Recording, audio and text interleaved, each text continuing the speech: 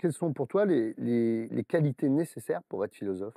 Bah, c'est l'humilité, la première qualité, c'est-à-dire, je sais que je ne sais rien, comprendre que ne pas chercher à utiliser le savoir pour se faire valoir, ne pas chercher à intimider l'autre, ne pas moi, j'ai rencontré Jean-Paul Curnier, un philosophe que j'ai beaucoup apprécié et une des leçons qu'il m'a donné, pour écrire, j'adorais sa façon d'écrire très légère, sans jargon, sans référence et vraiment très peu de références et il m'a dit: «Vincent, quand tu écris, tu ne dois jamais humilier le lecteur» et c'est tellement facile de l'humilier puisqu'on a une Ouais. formation qui fait partie de l'élite, avec un jargon que nous maîtrisons et donc ne surtout pas humilier le lecteur, prendre n'importe qui, Socrate aurait dit l'esclave, on pourrait dire vraiment, toutes les couches sociales de la société, d'égal à égal.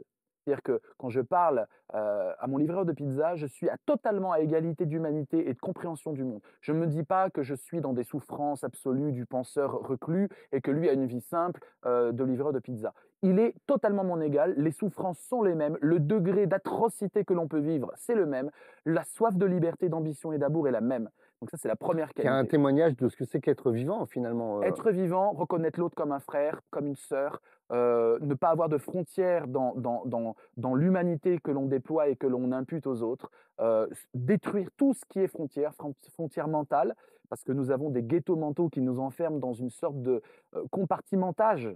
C'est pour ça qu'on a besoin d'une philosophie de l'expérience et de la vie, pour sortir du compartimentage.